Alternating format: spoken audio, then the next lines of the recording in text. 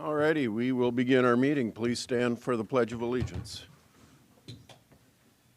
I pledge allegiance to the flag of the United States of America and to the republic for which it stands, one nation under God, indivisible, with liberty and justice for all.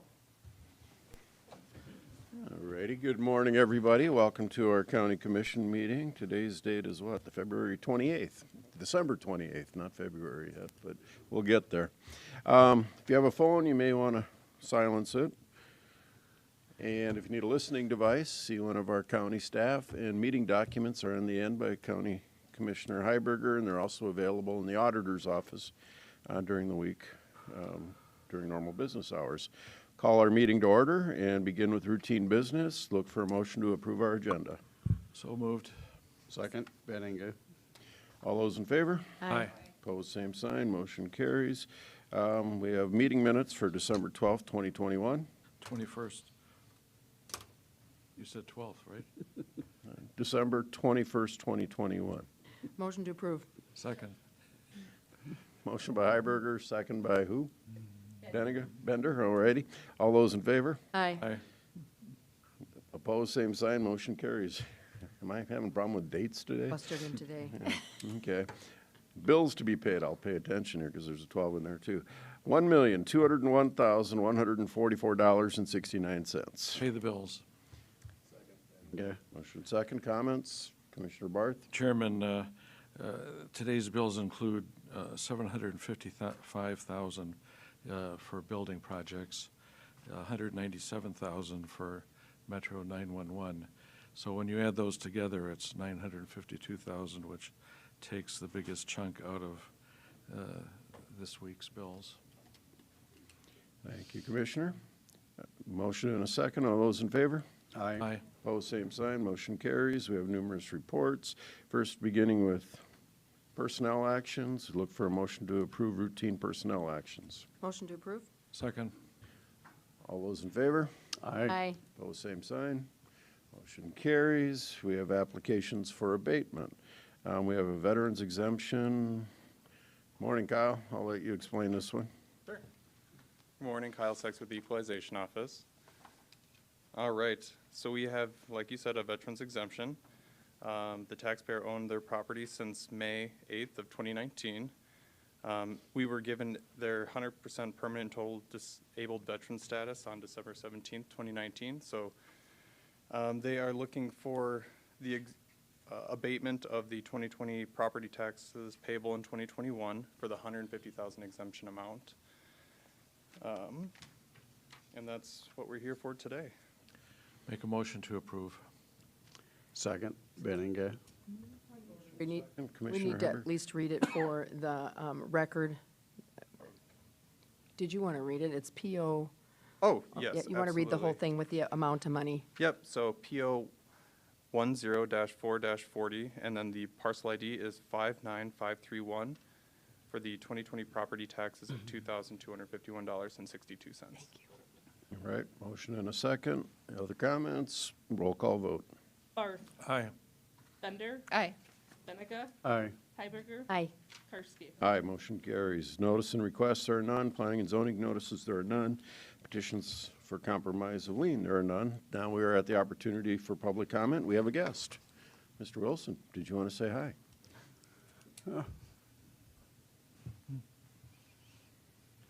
Members of the commission, good morning. Robert Wilson, former Minnehaha County employee, current Cass County administrator, Cass County, North Dakota, Fargo. Don't get to sit in on many of your meetings too often, but I'm on vacation. My wife gave me a full eye roll when I said I was going to go to a county commission meeting while I was on vacation. So. It's great Pleasure. to see you again, Robert. Pleasure to be here. I look to catch up with you after the meeting. Do you do G status? I'm working on it. All right, anybody else here that would like to address the commission about a non-agenda item, please come forward. Please give us your name. Teresa Pesh, Sioux Falls District 15. Last week when I was up here, I asked, I said Will you that the pull the main microphone towards you? So we can reason hear you? Thank for you. being here talking with the committee was so we could have more open communication between people like yourself, the policymakers, and people of the community. And so for public comment, my public comment this week is not so much that, it's a comment, it's more of questions.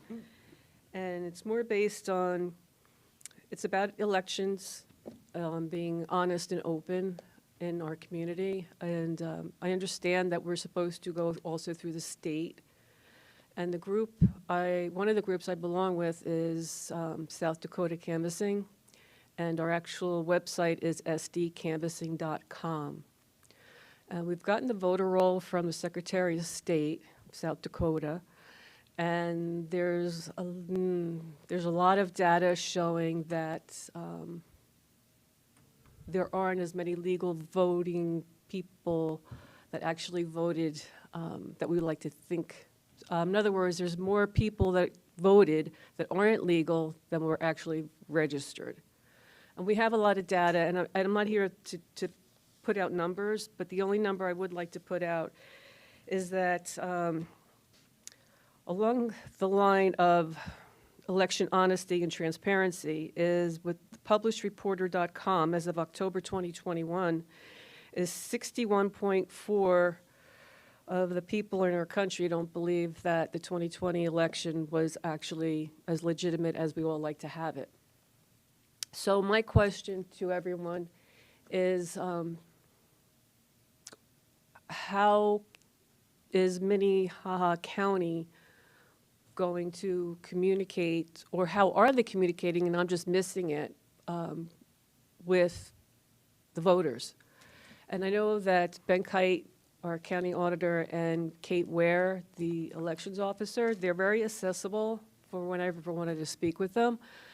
But I don't even know, like, how, when the money gets, when things get put in before your committee, and before you allocate money to where it's going to go, like, for instance, the election 2022, over $800,000 seems like it's budgeted for that 2022 election cycle.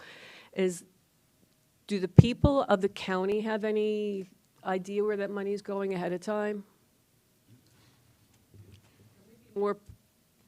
Can the people in the county be more proactive about learning where that money is going instead of learning where the money has gone? Teresa, we're not prepared to answer questions at this time. This is not the format. I mean, now's an opportunity for you to address the commission. If Right. specific questions like that, I'd encourage you to call the county auditor, and if you find something that you're uncomfortable with, you can sure bring it back to us, and we're all available for phone calls too. Okay? But, So- you know, specific questions like that are reasonable and well-intended, and our county auditor, I think, is fully willing to answer those if you just go to his office or give him a call. So do people come to the committee or this committee or the elections committee or the auditor? Like, how do we learn what's actually, where the money is proposed to go before it actually gets there? So you're saying we should go to the auditor, we should go to Ben Kite? Correct. Yes. And if you're uncomfortable with the answers, you can call any commissioner, or you can come back and present something to us at a commission meeting. Thank you. Okay. And then also too is, so when we have we have much data. We have a lot of data with numbers on it. And so we are going to the state, we're going to the Secretary of State, we're going to the state attorney. Do we also come to this committee, or are you going to refer us back to Ben Kite? Like, when it comes to numbers of, like, say, where's money going towards electronic machines for elections? Do we go back to Ben Kite for that?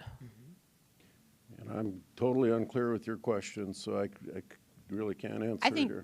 I would recommend you talk to Ben Kite. He's the elected official in charge of elections, and they also have all our budget information. But this is public comment. This is not a question and answer session, so I don't think we can answer any other questions for you right now. Okay. Because All right. normally we answer no questions in public comment. You just get up and say something when we listen.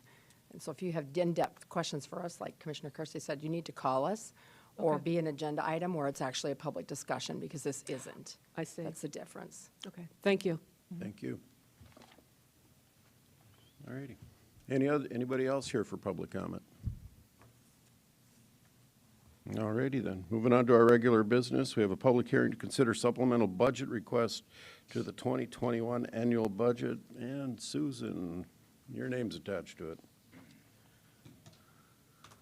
Good morning, Commissioner. Susan Beeman with the Auditor's Office. So our first item today is the public hearing to consider to supplement the 2021 budget. In front of you, you have the memo along with memos from each of the department heads explaining in detail why the supplement is needed. I'll go through it high level, and we do have some of the department heads here if you have further comment. So in summary, we received supplement requests from the coroner, juvenile alternatives, pretrial services, the jail, museum operation, the domestic abuse fund, and E911. I will call out just for attention to you that the pretrial services number has been increased by $2,000 from your notice of public hearing from 2 weeks ago, as well as the E911 is a new supplement request that was not on that notice of hearing because it came to our attention after that notice was created. The E911 is simply just, it's a pass-through, and those dollars that we got in last week were higher than what we had expected, which is the reason for that supplement. So we get the dollars from the state, and then we pass that out. So related to that, if you have any other questions specifically in any of the supplement requests, we have some of the department heads here if you have further questions. Questions for Susan? I guess probably for clarification, the E911 fund, that's that tax on your phone that you get every month, and the taxes generated are parceled out to all the PSAPs, and this is just our portion of that. Correct. We receive the money from the state of South Dakota, and then we pass that over to Metro. Okay. All right. Need a motion and a second. This is a public Oh, hearing. public hearing. Would anybody like to comment about the transfer of funds that we are discussing here? Anybody from the public like to address the commission? All right, we'll close public comment. Motion to approve the budget supplements for 2021 budget. Motion and a second. Call the roll. Bender. Aye. Benega. Aye. Heiberger. Aye. Barth. Aye. Karski. Aye, motion carries. Look for a motion to authorize the 2021 budget supplement requests using grants, donations, and reimbursements. We'll start with emergency management. You're not Jason. I am not. Joe Bossman is here to Okay. discuss those. Okay.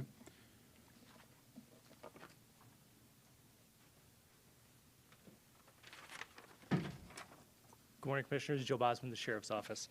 This morning you have some budget supplements from the Emergency Management Division as well as the Sheriff's Office.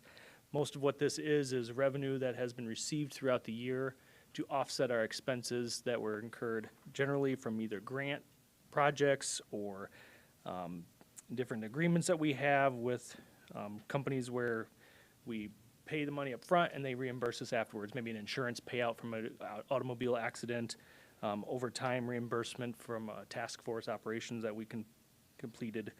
So this is just the end of year where we move the revenue from the revenue side to the expense side to make sure our budget is balanced.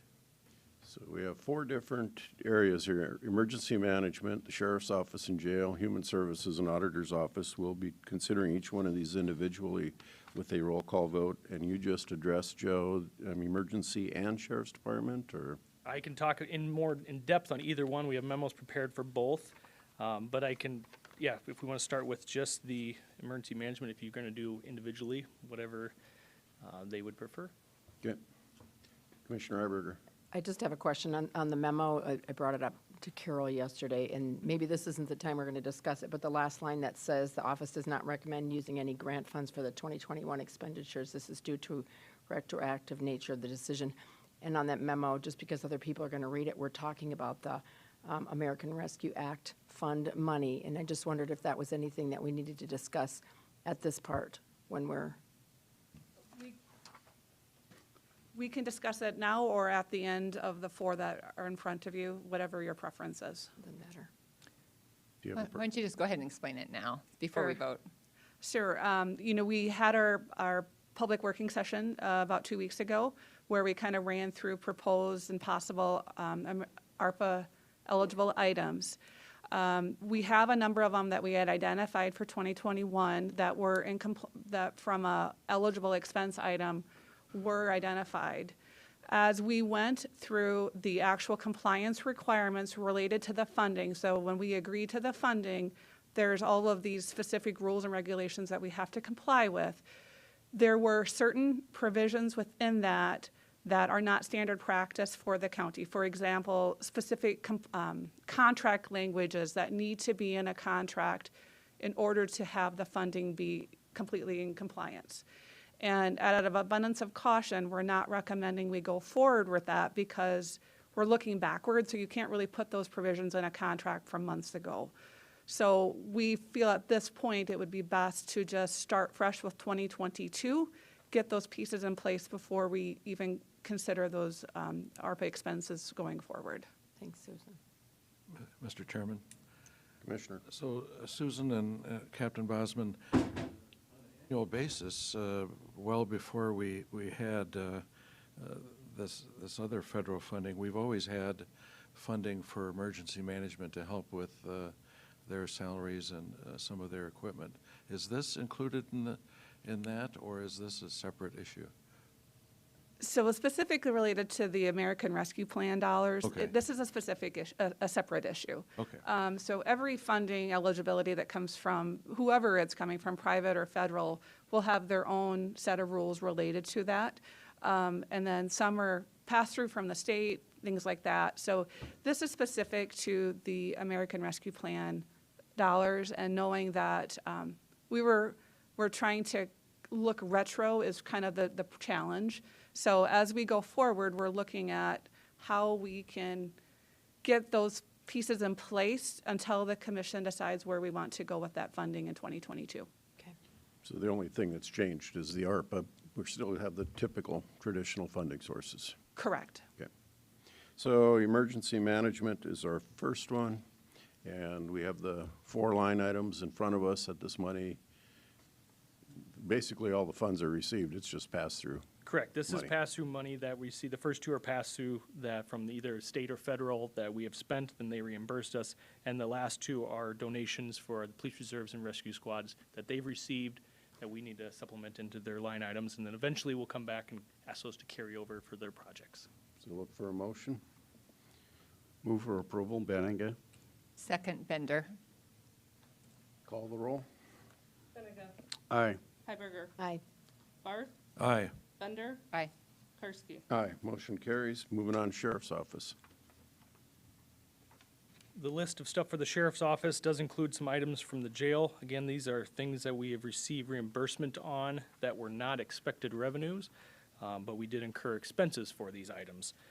They are either for grants, federal or state or local, or donations. We received insurance payouts for vehicle accidents that we received back for the expenditures that we have incurred along that. And then also the last one is the COSAP grant. That is a 3-year program that we are working through, and so we want to document the expenditures that we've had, and from there that we have received reimbursement from the federal government on that program as well. Questions on the Sheriff's Office? Look for a motion. Make a motion to approve. Bender. Second, Hiberger. Call the roll. Hiberger. Aye. Barth. Aye. Bender. Aye. Benega. Aye. Karski. Aye, motion carries. Thank you. Moving on to Human Services. I'm not sure if Lori's here today, but I am prepared to cover it. Back in November, we brought forward the South Dakota CARES funding for human services with rental and utility assistance. This supplement request is to help to supplement the budget for those dollars fundings coming from the state of South Dakota. Motion to approve. Second, Benninga. Call the roll. Barth. Aye. Bender. Aye. Benega. Aye. Hiberger. Aye. Karski. Aye, motion carries. All right, and the last one, various county funds to various county budgets. So the items on this list are mostly donations. You can see we have donations in the area of elections, human services, and safe home, as well as a supplement for pass-through grants for the ICWA grant. What's ICWA? Sorry. Indian Child Welfare Act. Yes, that's it. Thank you. Okay. That was Indian Child Welfare Act, okay. Okay. Then going back to our elections, we got a donation from the Secretary of State for election equipment, so. Correct. It was some laptops as well as the letter opener. Okay. Motion to approve? Second. Motion and a second, call the roll. Bender. Aye. Benega. Aye. Hiberger. Aye. Barth. Aye. Karski. Aye, motion carries. Thank you, Susan. And we're moving on to more. Consider a motion to authorize the following intra-fund transfers. First one, a transfer from the general fund to the COSAP fund. Yes, so our COSAP fund, as Joe indicated in our previous agenda item, was a new grant for us in 2021. As that isn't a separate fund, but we receive reimbursements a quarter in arrears, that fund will at the end of each quarter have a negative cash position, just from a timing difference in when we receive reimbursement. So we are asking you to consider a transfer of $30,000 into that fund that simply takes it from the general fund to the COSAP fund to help keep that fund to cash balance to be above zero, to essentially fund about one quarter of expenses until that reimbursement comes in. Those dollars would stay in that fund until the end of the grant, in which that cash would then be moved back to the general fund. Okay. And COSAP, for those that are wondering, the Comprehensive Opioid Stimulant and Substance Abuse Program federal grant, so from some opioid settlement, I'm imagining, so, okay. Mr. Chairman? Questions, comments? I would just point out that 30,000 doesn't cover much of our costs. I mean, our jail is full of people with these issues, and it's constantly being refilled with people with these issues, and that costs us millions of dollars, not thousands. Look for a motion to approve it, to authorize it. Commissioner Karski. Commissioner Eberger. Susan, so is this a one-time transfer, or will we be doing it quarterly? It would be a one-time transfer as of this point. We will be evaluating it in 2022 to determine if we need to have additional dollars transferred in there as far as the funding goes, but at this point, we anticipate it's a one time. I'd make a motion to approve the $30,000 from general fund to COSAP fund. Second. Call the roll. Benega. Aye. Hiberger. Aye. Barth. Aye. Bender. Aye. Karski. Aye, motion carries. Transfer from the general fund to the capital projects fund. With this transfer request, it is specifically related to our jail expansion project. Back in 2020, the commission had approved two $250,000 transfers from, one was from the general fund and one was from our 24/7 fund to help fund the remaining expenditures from that project. Throughout 2021, we've incurred some additional expenses, and we are needing an additional $75,500 to cover those additional expenses to bring that balance in that cash, that fund's cash balance to cover those expenses. Questions, motion? Make a motion to approve. Bender? Second. Barth. Call the roll. Hiberger. Aye. Barth. Aye. Bender. Aye. Benega. Karski. Aye, motion carries. Transfer from general fund to the 24/7 sobriety fund. Yes, this is a new item that has not been brought to the commission in prior years. So traditionally, our 24/7 program has been a self-sustaining fund, meaning that the revenue coming in was adequate to cover the expenses. What has happened in since COVID hit, is that the program is seeing expenses that are higher than our revenue coming in. And so we are needing to supplement that fund with a cash transfer to cover those expenses. The sheriff's office has identified on this memo some of their reasonings why, and we have representatives from the sheriff's department if you have other questions related to this request.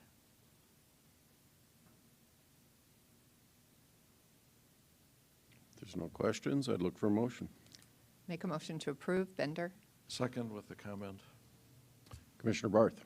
So again, alcohol is an incredible cost to our county, and while we now get a few 600,000 a year from the state, we don't get any sales tax, and it seems like the cost causer, that is the booze business, ought to pay the cost of all of these things. And of course, they're happy to skate by with none of that, and we can't even suspend the license of people that sell illegally to young people. I mean, we can recommend it be suspended, but we can't suspend their license. So our powers are limited, our responsibility is great, and our county property owners pay the cost of people who drink. My house does not drink. I do occasionally.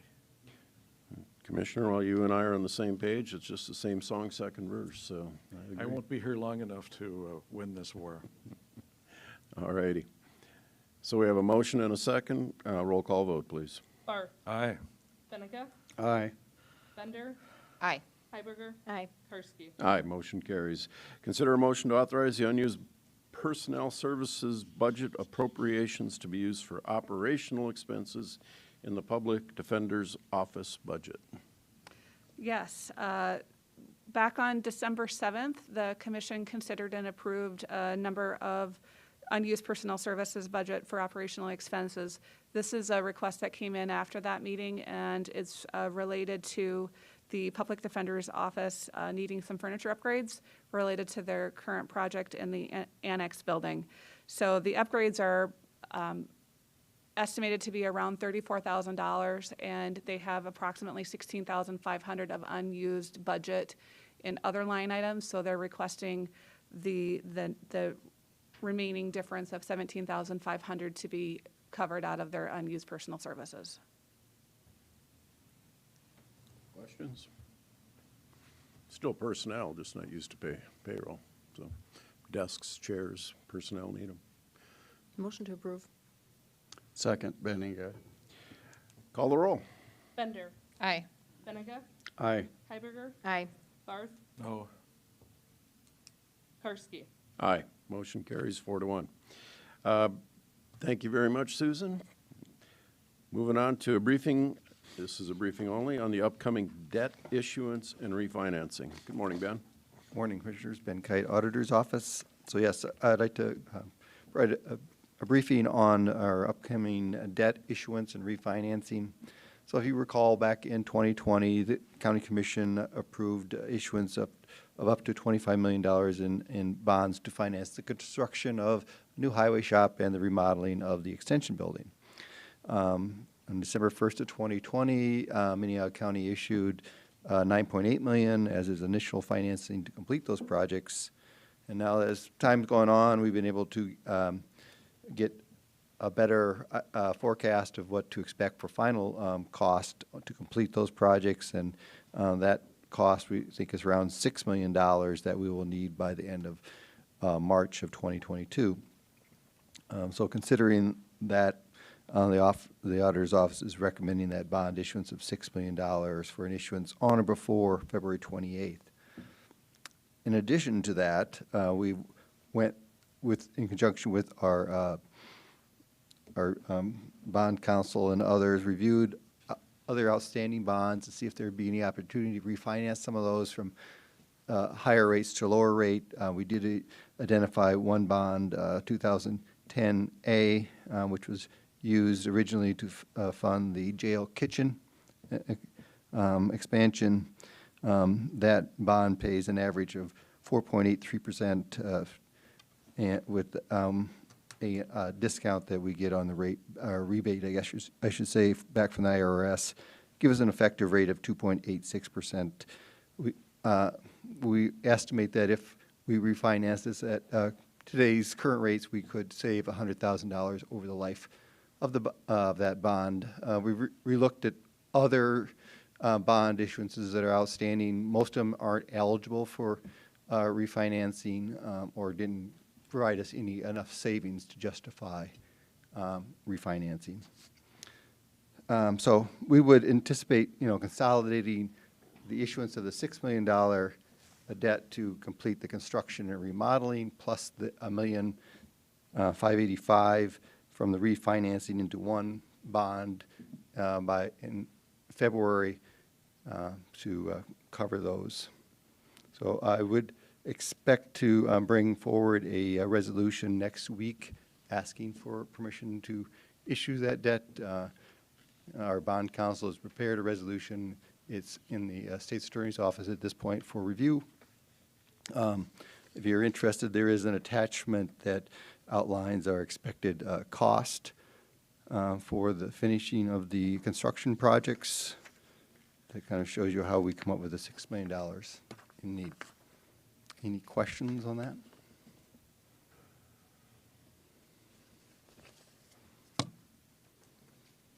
Not seeing any questions. Again, this is just a briefing. Next week will be the action item on it.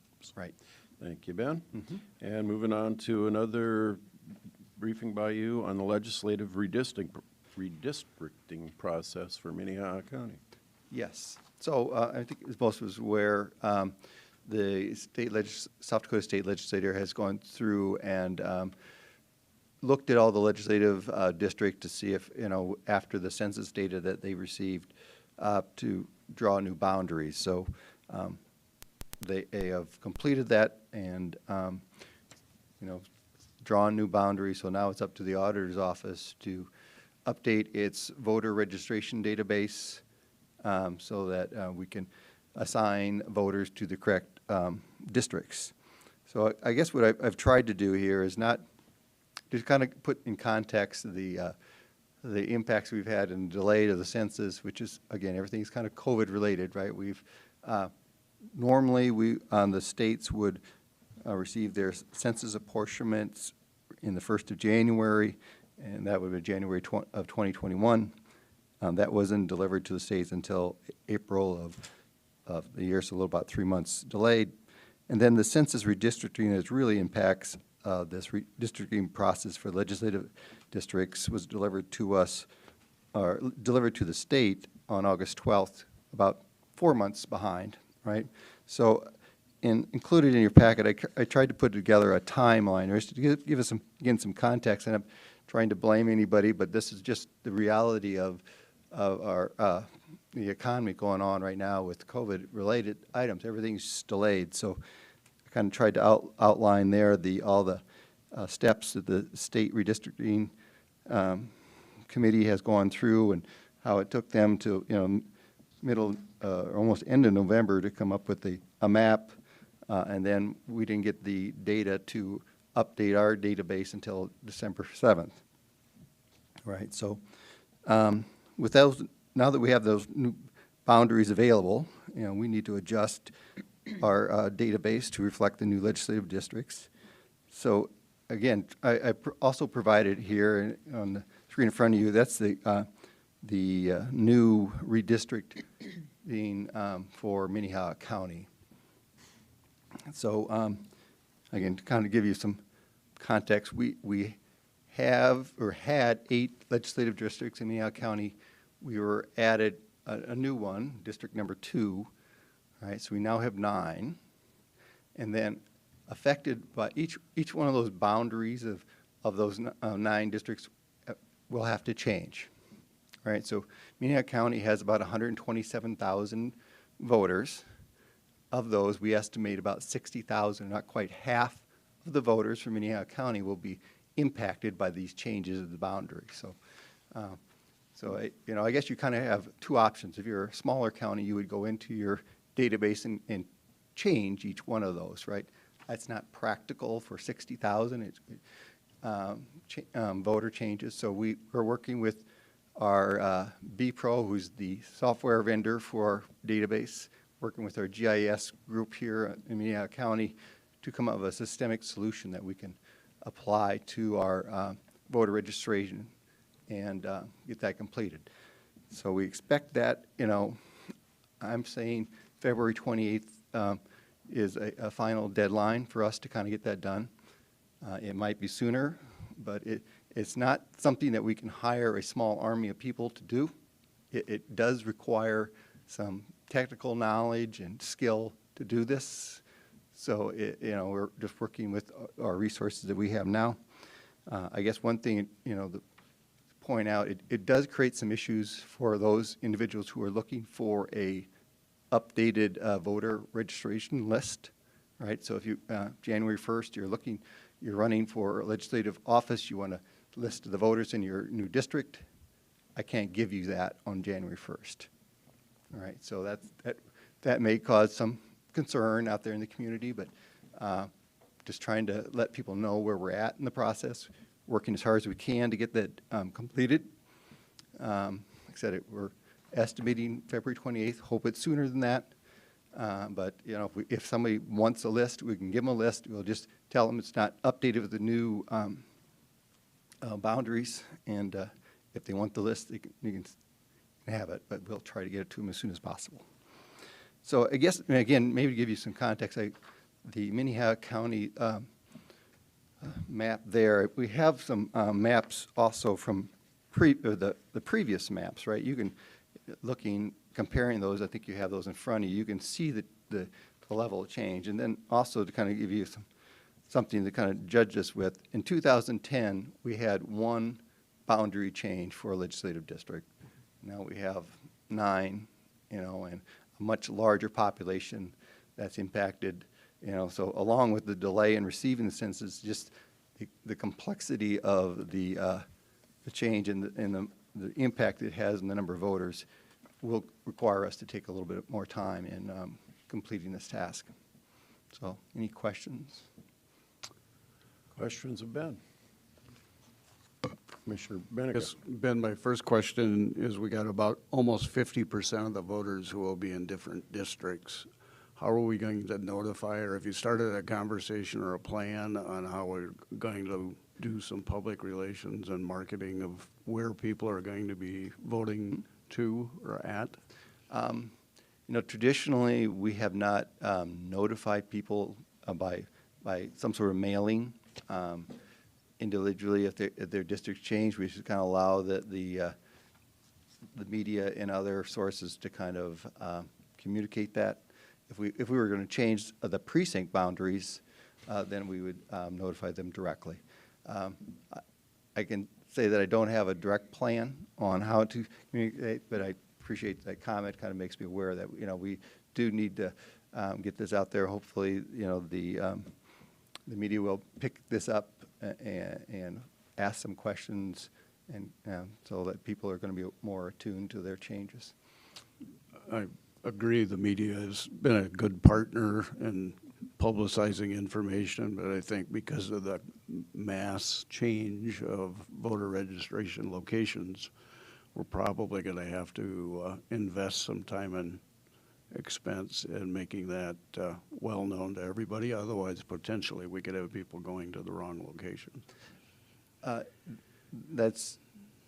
think it's important to communicate that, right, so people know that their legislative representative they might have voted for in the past might now be different, right? So, but one thing, I guess, I think we often talk about this change as related to precinct changes, right?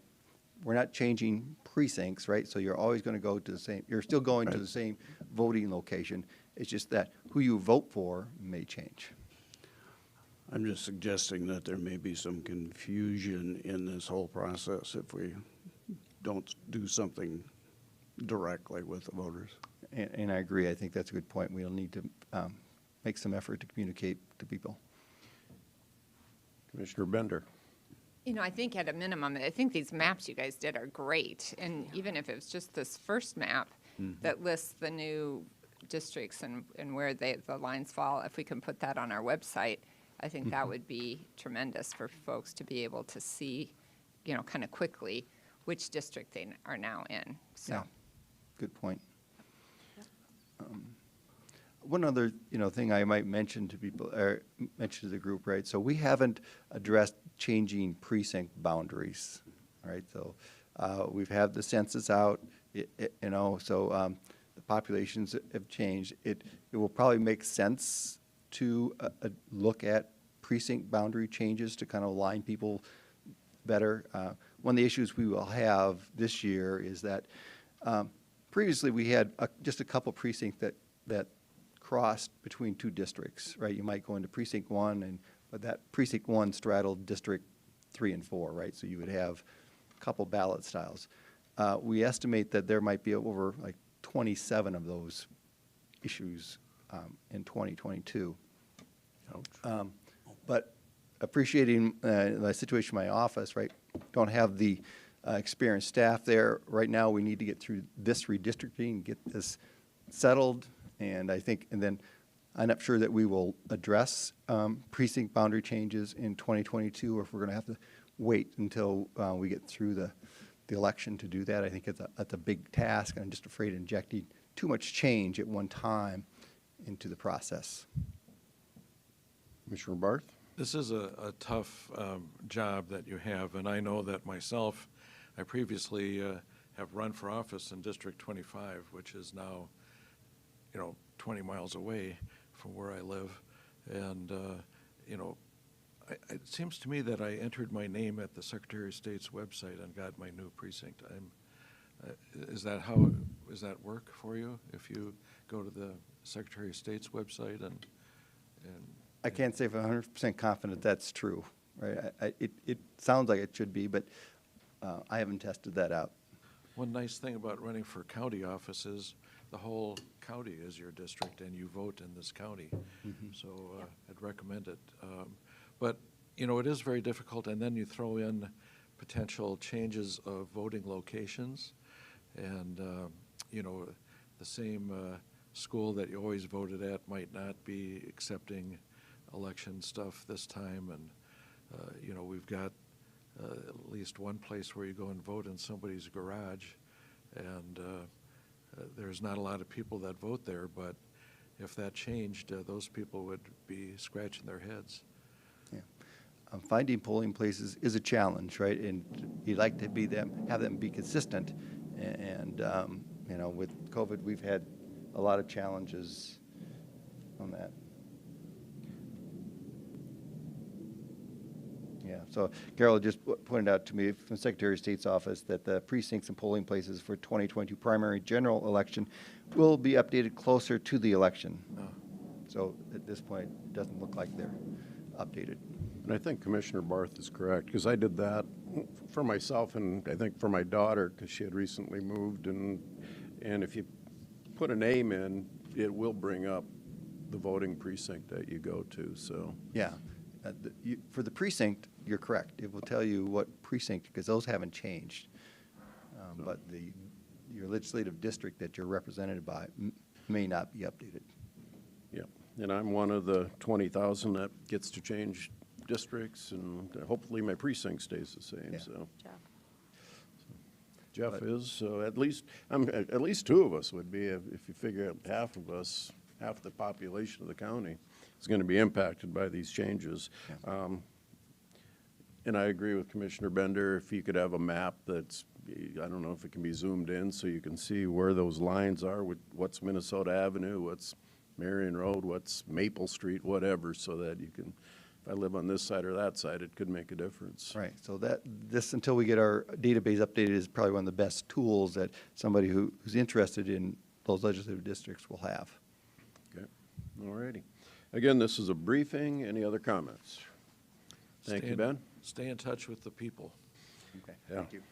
And if there is something, as Commissioner Benega said, that would help with a mailing or something that we haven't budgeted for, I'm sure this commission would be all in on taking a look at what we can do to make sure the public stays informed, so. All right, authorize the Planning Department to purchase a vehicle through the South Dakota 2022 State Bid Contract Number 17619. Good morning, Scott. Good morning, Scott Anderson, Planning Director, and As you indicated, I'm requesting permission to purchase a pickup next year off the 2022 state bid. It would be for a Ford F-150 half-ton extended cab. It came to $28,000. We would put the order in now, and we've been told it would be deliverable June or July. So that's why we're moving ahead with this request now, so we can get our order in. Could we order a second one for your liaison to drive? Well, this is the form to ask. It's a decent price, I've got to say, and I'll make a motion to allow this pre-purchase. I'll second that. Motion and a second. All those in favor? Aye. Opposed, same sign. Motion carries. Thank you very much. Authorize the chair to sign an agreement with Lutheran Social Services to provide evening report center services. Good morning, Jamie. Good morning, Jamie Gravitt, Juvenile Detention Center. This is our yearly contract with Lutheran Social Services to provide an alternative in the evening for kids that need a little more supervision and fill their time in the evening. It's been a good program this far, and both judiciary and clients are very happy with the services that they receive. I'd request that you approve this contract. Commissioner Bender. Jamie, did the cost go up for next year? They did a little bit. There's a 12% increase in staffing. I think I talked about that when we did the shelter care contract in June. They're trying to be competitive. They're having a hard time hiring like everyone else, and their costs for staffing were way below what you could get at Taco John's or anywhere else. So they're increasing their staffing costs by 12%. Thank you. Motion to approve? Second, Benninga. Call the roll. Benega. Aye. Hiberger. Aye. Barth. Aye. Bender. Aye. Karski. Aye. Motion carries. Thank you. Consider a motion to deposit $3,691.80 in proceeds from the surplus scrap metal recycling to the Highway and Bridge Fund. Did we do good on that sale, Jacob? Yeah. Steel prices are up, so we got good money back for the scrap that we had. Yeah, we're just requesting that it be deposited in the Bridge and Highway Fund. My Make a motion second. to put it in the Bridge and Highway Fund. Motion by Hiberger, second by Barth. Call the roll. Hiberger. Aye. Barth. Aye. Bender. Aye. Benega. Aye. Karski. Aye. Motion carries. Consider bid results and award recommendation for project MC 2110 structure 50330006 rehab, and authorize chair to sign an agreement with Prom Construction Incorporated. Bids were open on December 16th. How'd it go, Jacob? Not great, but we knew the construction prices, inflation's up overall. This project came in over what our 2022 budget is for the project. This is a grant where the state, where they match 80%, we paid 20%. There was about $100,000 that was above the grant amount. We have requested the state consider giving us an additional coverage on this project. Haven't heard back yet. Have heard two other entities did request the same thing from the state and were told no. So we're still going to request, though, just based on the increased cost that we've seen in the construction industry, and these grants were given to us in like March of last year. So hopefully they're considerate. But we have available budget to cover this project and would definitely like to award. Commissioner Hiberger. Jacob, thank you. So if the state did reimburse this, would it be 80% of that 100,000? Yeah. Yeah. Thank you. And 100,000 is just approximately. Yeah. Yeah. Commissioner Barth. So is this do they get a lot of traffic from the dairy on this bridge? I would say no. I think a lot of the dairy traffic actually goes north, and this bridge is just south of Sherman. The dairy doesn't quite show up in this map, but this map shows about 2 miles north of Sherman. The dairy is another 2 miles north of the top of this map. Will we be replacing it with the same size bridge, or will we allow for bigger, fatter vehicles? Sure. So the current structure that is out there, we aren't actually replacing it. This is a rehabilitation project, so we're going to take the deck off and put a new deck on. The corrosive environment that we induce on the structures with the salt that we add to remove ice, breaks them down pretty quick with the concrete and steel in there. So the bridge will get a new deck on it, and it'll be, everybody will be able to drive over it just like they do today. There is a structure straight north of this, a lot closer to the dairy, that we are applying for the state for a very similar project as well. Yep. I guess my only question, it says there's an engineer's estimate of $1,157,557.50. I don't know where 50 cents, but anyway, is that the state engineer's estimate, local contract engineers? Who did that estimate? Sure. How old was it? Yeah, so with this project, we actually go out and hire the consultant. It was our consultant that put together that estimate. That estimate was put together maybe a month before the project was bid. Really? Okay. Yep. So we're going to be adjusting future estimates? We are definitely adjusting future estimates. Yep, even the grants that we're submitting, that were approved to be submitted here 3 weeks ago, I believe, based on this bid, we updated those estimates as well for our requests in those grants. Okay, good to hear. All righty. So I look for a motion. I don't think I had one yet, did I? Nope. I'll Okay. make a motion to approve. Second. Motion is second. Call the roll. Barth. Bender. Aye. Benega. Aye. Hiberger. Aye. Karski. Aye. Motion carries. Thank you, Jacob. Thank you. All righty. We are having a briefing on the Treasurer's Office project progress. Tyler and our treasurer are here. Good morning. Good morning, Tyler Clyde, Treasurer's Office, Commission Office. So, we wanted to just give you an update on where we're at with this reorganization process. If you might remember, in June of this year, the Commission signed an agreement with Dr. Tracy of the University of South Dakota to do a process study with the Treasurer's Office. So just a little background, the process and the purpose of the project rather was because the Treasurer's Office can experience some significant wait times. These often are exacerbated by, or experienced more heavily during peak demand times. Those demand times are exacerbated by break times, lunch hours, unscheduled absences, as well as regular scheduled absences. Additionally, Dr. Tracy pointed out that there's some office layout and organizational inefficiencies that could be improved upon. After doing a process analysis and a capacity planning study, Dr. Tracy came up with 24 different recommendations that was presented to the Commission, and the Treasurer and I have been working on implementing those. Those recommendations broadly fell into 3 categories. There's personnel issues, policy issues, and infrastructure issues. And that's just kind of a simplified way that we've used to understand this process as we work through it. Now, Dr. Tracy did what's called a waiting line methodology or queuing study.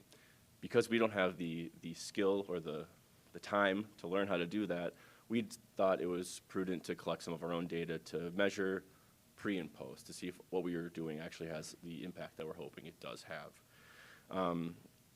One thing to point out, if you look back at Dr. Tracy's study, what he did is count customer arrivals. What we've done is count customer transactions. So anytime someone was actually at the window versus anytime someone just showed up at the Treasurer's Office, which there is some differences. So what we counted was the number of transactions, and I realize that's not very precise language. Basically what that is anyone who wasn't paying property taxes or wasn't doing a vehicle registration renewal. And in addition, then we counted property tax payments, vehicle registration renewals, and those who did not have the right documents when they showed up to the office. And these were tracked for the first week of November. Now, the one thing I want to point out before we go any further is there's a lot of noise in these numbers because we asked the staff to count them, so it was not their primary job, obviously. Their first responsibility was helping the citizens. So there's some noise in there, so don't take these too seriously, but they do they do paint a good picture of what we're experiencing. So again, the number of transactions, again, these are people who are not paying property taxes or doing a vehicle registration renewal. And there's some consistency you can see, and it kind of bears out what the Treasurer's Office experiences, where Mondays and Fridays have the highest demand. It kind of wanes during the middle of the week. Then you have number of folks paying property taxes, which obviously is going to be lower, as this was in November, so not a peak demand time for those sorts of transactions. Vehicle registration renewals, these were fairly consistent as well. And finally, what we think is probably the more important one to think about is the people who showed up who didn't have the right documents to complete their business. Question. Yes. So here we have 57 people on Monday that did not have the right paperwork, and then we have 99 that were renewed on Monday on the previous chart. Are they cumulative, or do they, so did we have 156 people try to renew their registration? Great question. Okay, thank you. These tables are not cumulative. So there was 57 unique people who showed up to do whatever business they came to do. They were not able to complete that transaction. So the reason we want to especially kind of focus on these sorts of this sort of information is because these are things that we think the processes and improvements we implement can have actual change on. We can get people to have the right stuff, because when they don't have the right stuff, they show up, they waste their own time, and then they have to come back and duplicate the amount of time that they've allotted to do that same business. The other thing that, so like you, with the question of these being cumulative, so there was 1,838 completed transactions if you add up the 3 previous tables. Then there's 257 citizens who showed up and were not able to complete their business for that week. So there's a total attempted transactions, if you combine failed and completed, 2,095 attempts. With 257 unsuccessful, you've got about 1 out of every 8 people who were unable to complete whatever it is that they wanted to do at the treasurer's office. And like I said, that's why we're focusing especially on those, because we think we can make some real impact there. Now, the treasurer has been very proactive in moving these recommendations forward. Sorry, this is just kind of another way to visualize those 4 tables. I wouldn't put too much time on it, but it's just another way to see that information. So, the 24 recommendations that were provided by Dr. Tracy, we've already got 12 of these recommendations completed. There are 6 others that are in process right now, and another 6 that have not started, and those haven't started for various reasons, whether it's timeline or it's just not the right way to go about whatever it is the treasurer wants to kind of move forward with. But essentially, she's made a lot of great progress, and I'm sure there might be some questions, so I'd be happy to take those, and I'm sure Chris can help with that too. Commissioner Bender. So I'm curious, there are other slides about personnel recommendations. Are you guys going to talk about that separately or not? That was my sneaky way to be prepared. Oh, okay. You read too far ahead. Yeah, we can go over those too if you want to address the specific ones, if you have any questions. I was curious about the infrastructure recommendations in particular, if you could just kind of run through those for us. Sure. A lot of these were really easy. The report of sale was a simple sign out front. Additional chairs was just a matter of getting some additional chairs. Some second monitors for the back of house staff is the phrase that Dr. Tracy used, basically anybody who's not at one of the front windows. Some of the other ones that have started, though, replacing printers with some combined scanner copiers. These, we know what we're ordering. It's just a matter of waiting until 2022 so we can use the funding available to order those. The changing window, or adding a new window, that's going to be a much more intense process.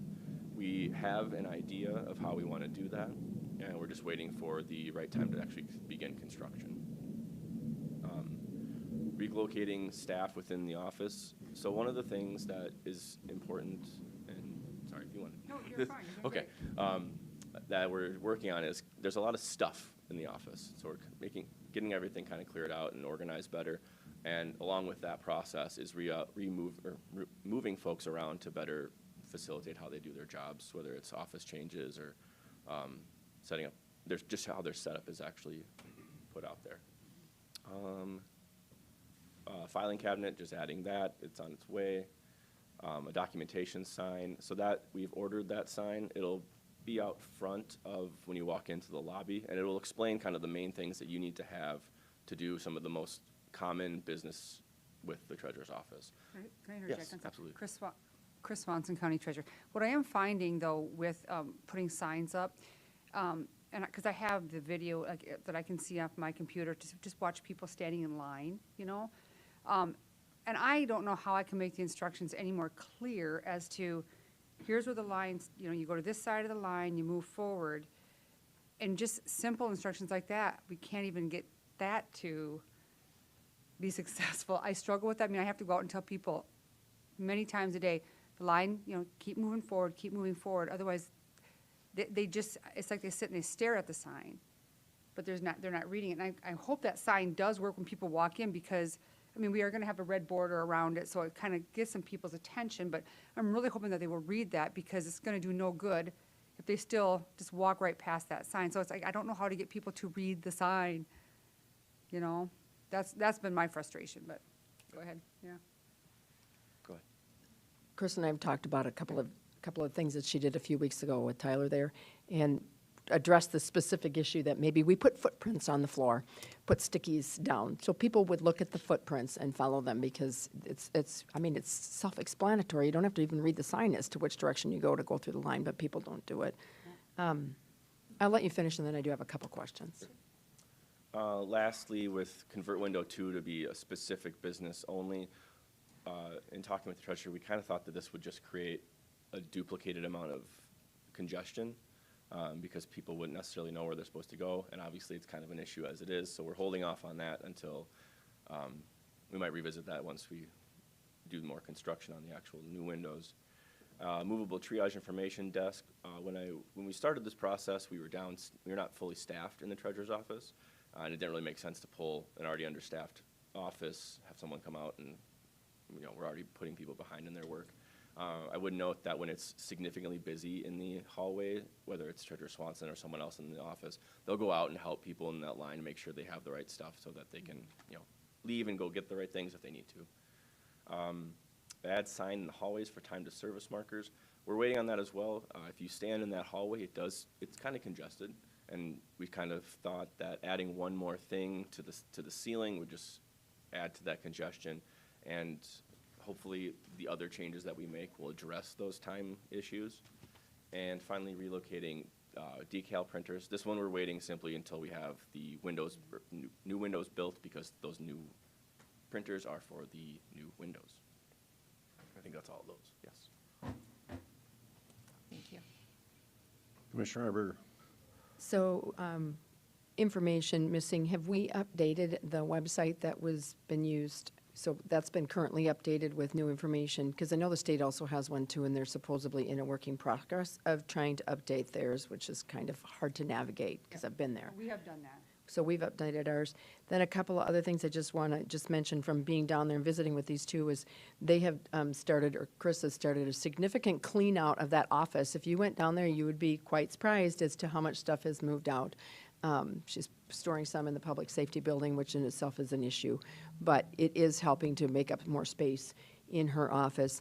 And then also, Chris has been working hard on the insufficient fund list that we get monthly and making some progress on that. And I think that, if I'm correct, you found some state law stuff that should have probably done prior, but now we're moving forward with a Right. new energy on that Yep, list. and I was just going to bring that up today, too. So what we've been doing is, when we started at $43,000 in non-sufficient funds, we're down to $34,000 right now.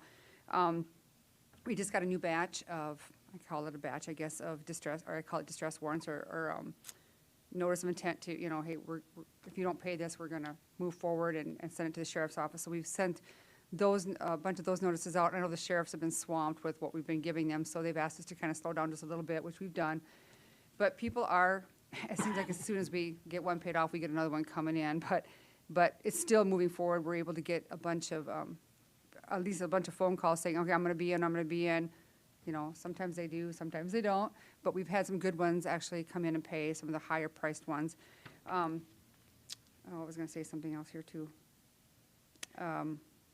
Yeah, I mean, all we can do is just keep moving forward on, the excise tax. So this amount, the $34,000 that we have left, we have to do a certain protocol as to how we serve these people before we can actually get South Dakota, or the state, to put a block on their South Dakota cars. Once that is done, then we can actually receive money from the state for excise tax. We won't be able to collect it all. Obviously, we've got some people, a handful of people that have moved out of state, but we will be able to receive some of this money back from this excise tax. So I'm looking forward to that. So we're hopefully going to get this down significantly. We probably won't zero it out, but we're going to at least get, I'm feeling a little bit more comfortable with this whole process. So. Thanks, Chris. Other questions, comments? The signs on the ceiling, I missed that for time to service. So the time to service, Dr. Tracy had put like 5 minutes to service, 10 minutes to service, 15, and I'm a little concerned about that because if you have transactions that take longer and people are gonna watch their watches, you know, their clocks and say, oh, this isn't right, this isn't right. Maybe I'm over exaggerating on that a little bit, but I'm afraid that might create just a little bit more of a anxiety issue. I don't know. Right now, I'm just not sold on it. Maybe eventually we'll go down that road. What we're doing right now, I wanted to go back to the people not having the right documentation. We do have little forms that when somebody comes to our window and they do not have the right paperwork, each staff member is supposed to fill out. There's a little yellow form. This is what you need to bring back, and then sign it so that they know when they come back, they'll say, hey, I spoke to this person, and this is what they told me that I needed to bring back. And I've had to remind them a few times to fill those out, but they're getting better about sending that paperwork home and then make sure they bring it back with them when they come back to our window so that they've got all their paperwork. So we're being proactive. It's still an issue. People just don't bring in all the paperwork. And a lot of it is your out-of-staters that come in. I guess my thought on that, Chris, it's kind of the Disney World model. You know, you going through these queues to get on the ride, and it says if you're at this point, you're going to be here for 20 minutes Right. or 30 minutes or whatever. And when I walk in that door and I see a line that goes back to the door, I'm thinking, is this an hour and a half line? Is it? And you know, So you think it should be, I think it's. I mean, you have 13 windows or whatever, and I think the average. Okay. I think to me it makes sense I to respect put that that, yeah. up. So that, you know, you see that line, you say, oh, it's 20 minutes from that point. okay. You know, and if it's 15 or 25, you know, at least you have a good idea. It's not an hour and a half. Okay, I will consider that then, yeah. Thank Yeah. you for that input. So, I guess my only comments were, last week I was at the window Yep. and there was nobody in line, so I don't know if I scared them out or whatever. But service was impeccable. The people were very friendly. The culture has changed, so I give you a lot of credit for that. Thank you. The other thing that, as you were talking from a global standpoint, so to speak, if there's a way to, instead of having people wait in line before they get to the window and then find out that they're half complete, is there a way to, and I'm just asking a question because I don't have an answer, to get them to recognize that before they get in line, because you're going to cut that wait time and the process down by potentially 25%. And that's why we think, do we need a triage? You know, another person be sitting out there and doing that? I don't know. I don't want to pull somebody from the office particularly because then we're short. But, I mean, that's why everybody put up that sign. These are the forms you will need.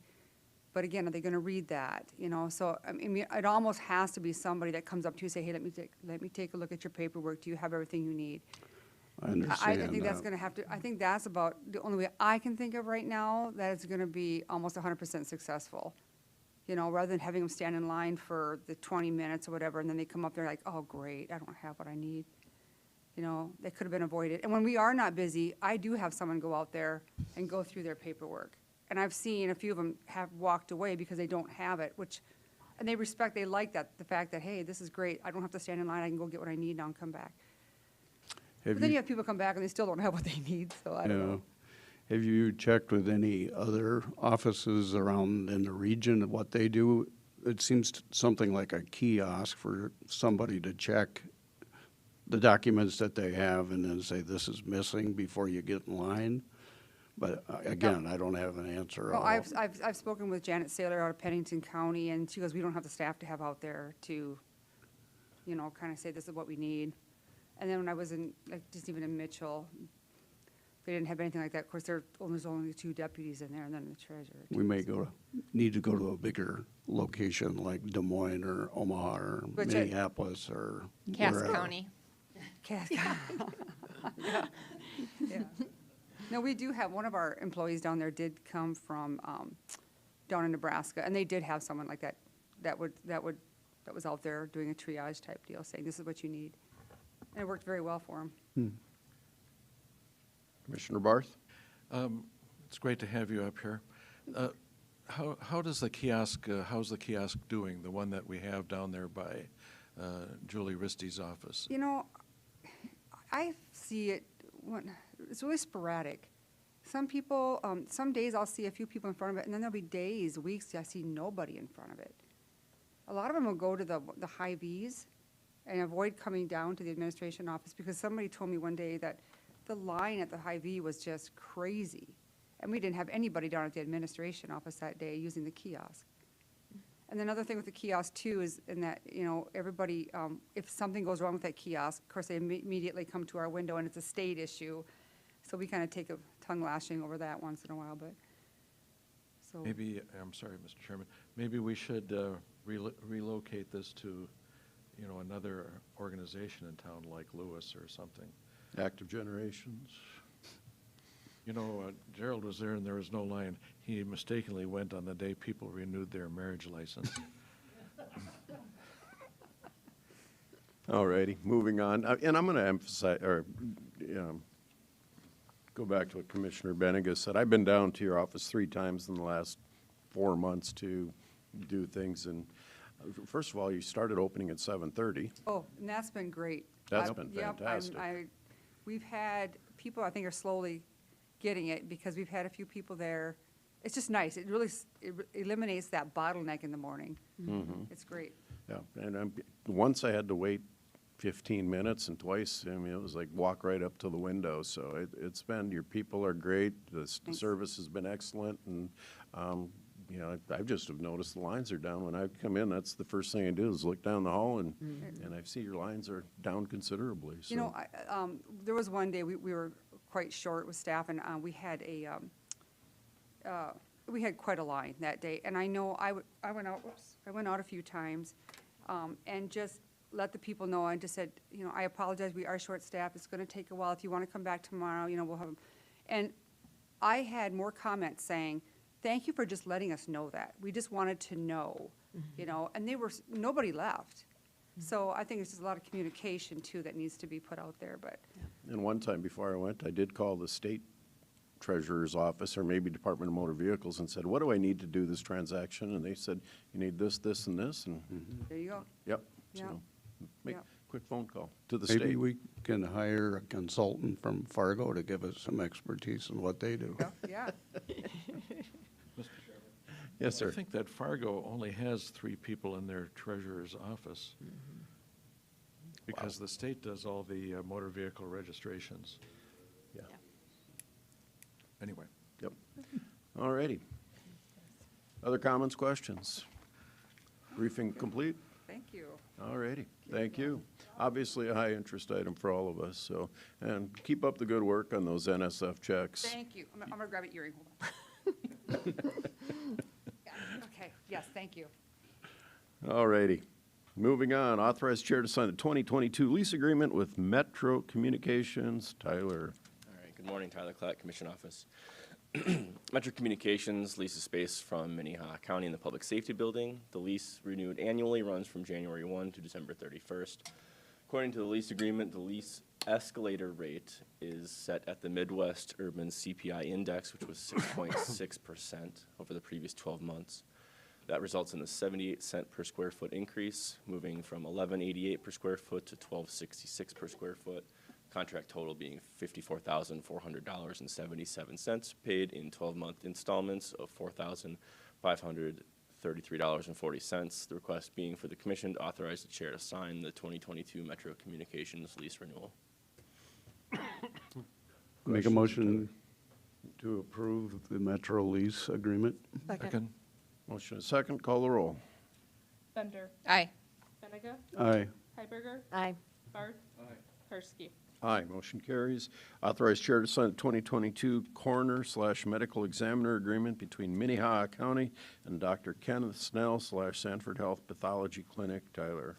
Tyler Klatt, Commission Office. Dr. Snell currently serves as the coroner and medical examiner for Minnehaha County. The contract will run from January 1, 2022 through December 31st. The total cost of the contract includes fees for services, as well as estimates for normal expenses associated with the work of the Office of Coroner and Medical Examiner. These normal expenses include things like lab fees, ambulance transportation costs, and other monthly expenses, and are not part of the contract and are paid separately from the Coroner and Medical Examiner budget. The contract does stipulate that if those fees exceed 80% of the total budget, there will be the county and Dr. Snell will discuss whether a supplement's required. The 2022 contract includes $72,000 for a coroner's salary, $245,459 for medical examiner services paid monthly in installments of $20,454.92. And the estimated expenses, as mentioned, are around $151,443. I would point out that the total budget is not $420,545. It is actually $468,902 for FY 2022. That was my typo. The action requested for the commission is to authorize the chair to sign the 2022 coroner and medical examiner contract. Mr. Chairman, I would make a motion to approve with a comment. Second. Commissioner Barth? You know, we are so lucky to have Dr. Snell here in Minnehaha County. I believe there are only 2 forensic pathologists in South Dakota, the other being in Rapid City. And obviously some bodies are sent to other places like Fargo or Minneapolis. But the fact is that, you know, if there's a decedent in some small location and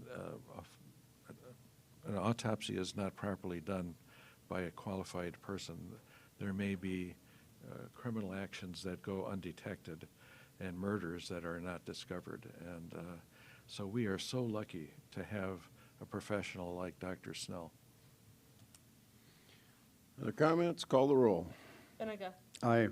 Heiberger. Aye. Barth. Aye. Bender. Aye. Karski. Aye, motion carries. Authorize chair to sign the 2022 contract between Minnehaha County and Sioux Falls Area Humane Society. Tyler Clatt, Commission Office. The Sioux Falls Humane Society is currently serving as the provider for animal control services. The proposed contract for those services would run from January 1, 2022 through December 31st, 2022.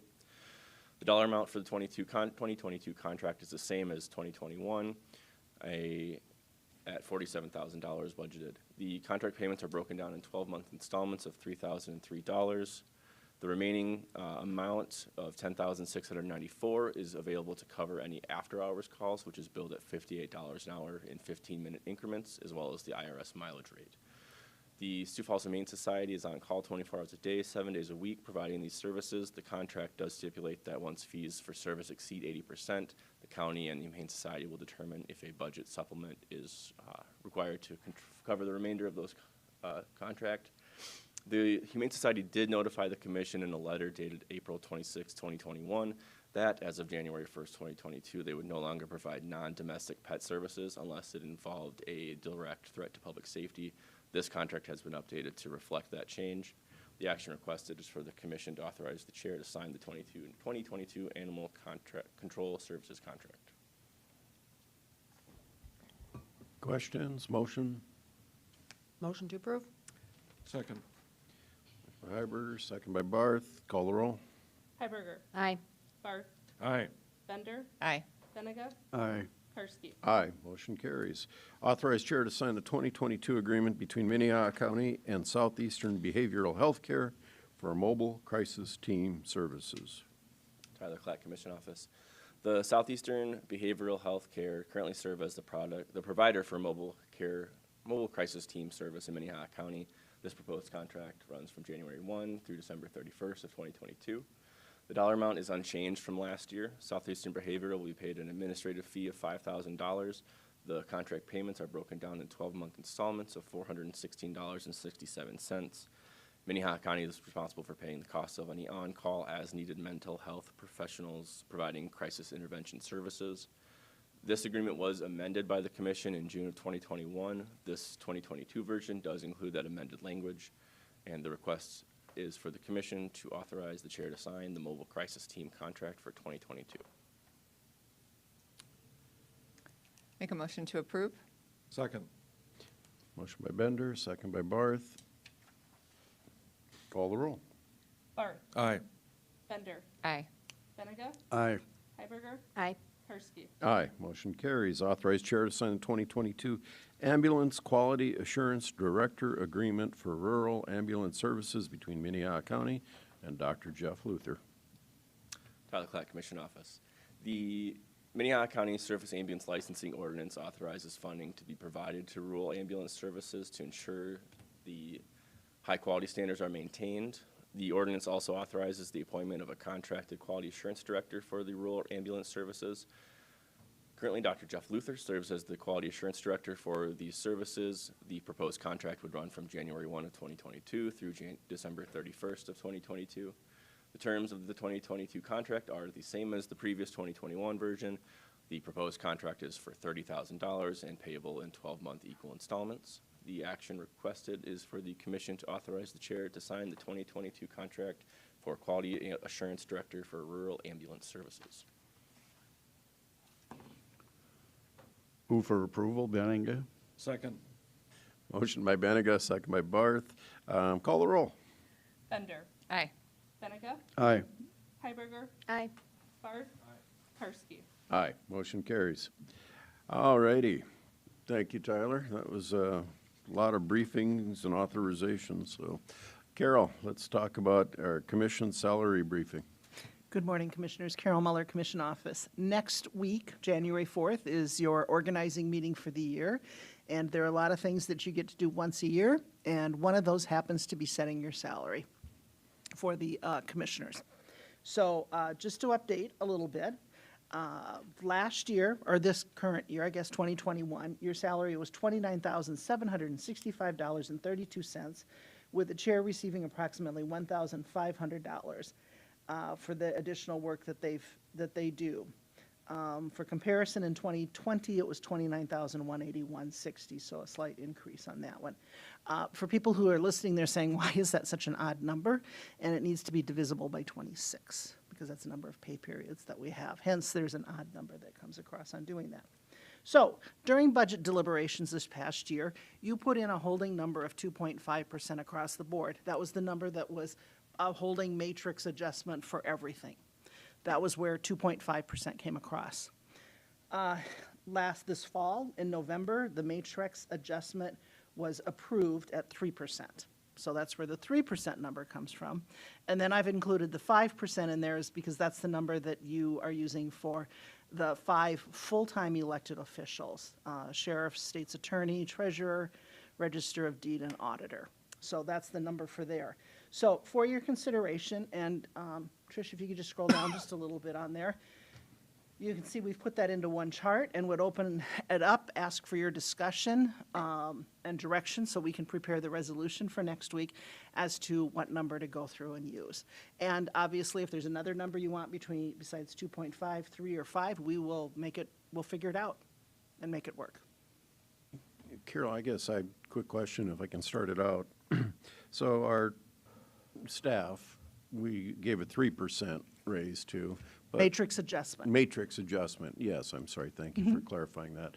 And about 80% of them also receive are eligible for step increase. Yes. Which is typically how much? 2.5%. So most of the staff, or 80% of the staff. 80%, right around 80% received, yes. Will during the full year have their salary adjusted by that 5.5%. Okay. Yeah, just wanted to make sure I understood that properly. Okay. Mr. Chairman? Commissioner Barth. You made my point exactly, and I think that, our elected officials do not get that step increase. Us county commissioners do not get that step increase. At the same time, there are 20% of our employees that only get the COLA increase of this time it's going to be 3%. So it's an interesting problem, but I think that we should look at doing 5%. We've always gone with modest increases, even lower than we've given to our employees. And, that said, I would hope that maybe we'll be able to, in good faith, increase our employee salaries just like we did with that 0.5% just a few weeks back. So I wait to hear your discussion. Other comments?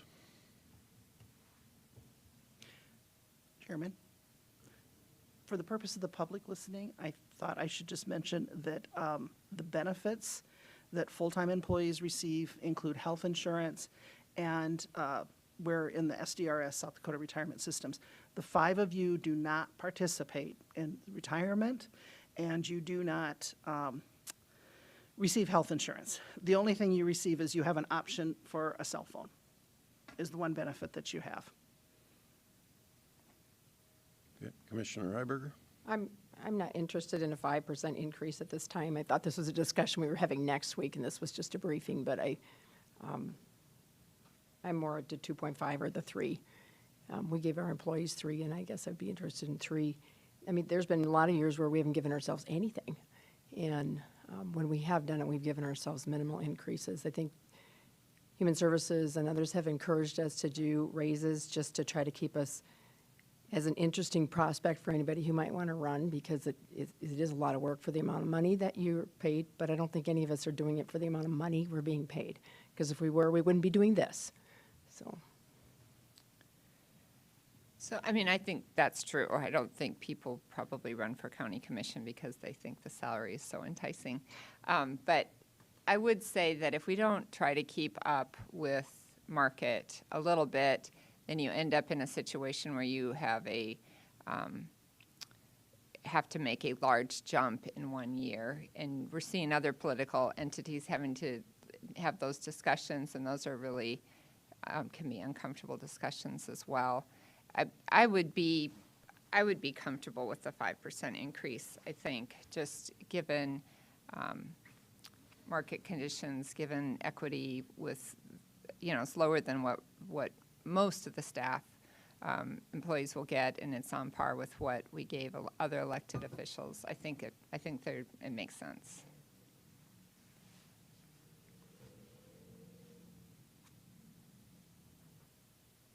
Mr. Chairman, Commissioner Barth? I would say as regards to Carol's comment, it's true, we don't get any of those benefits. But I do get to go to luncheons and coffees, and I get free cookies and stuff every now and then. I'm going to go back to, kind of the parity when, we did all the other elected officials at 5. I'm okay with 5. I know that there's talk right now with amending the city charter, giving the mayor a very considerable increase, and the city councilors a considerable increase. That's up for a public vote. This obviously isn't. If the public doesn't think we're getting their money's worth from us, they vote somebody else in. But the other thing that's not shown on here is what other commission salaries are for comparable counties within a 300 or 400 mile area. We are considerably below what other commissioners are paid in comparable size counties, and we have the same responsibility and scope that we have to take care of. I do job performance reviews. I did one this morning with the Director of Equalization. I'm expected to be involved in hiring and firing, and as a commissioner, it's a very busy position, and we need to get and keep people that will run for this seat. So I'm okay with 5. It just keeps us on par with everybody else. I really don't have a firm opinion right now. Frankly, there's not financially a big difference between those, but I agree that there needs to be some formula that we use to base commissioner revenue or income on that's similar to the employees that we hire and the elected officials that we supervise, so to speak. So I'll let you know next week. Additional comments? Mr. Chairman? Commissioner. They pay us to make difficult decisions, and I can remember my dad as a baseball umpire yelling strike 3 as I was standing there immobile, and that was his job, and he did his job, and I've tried to do my job.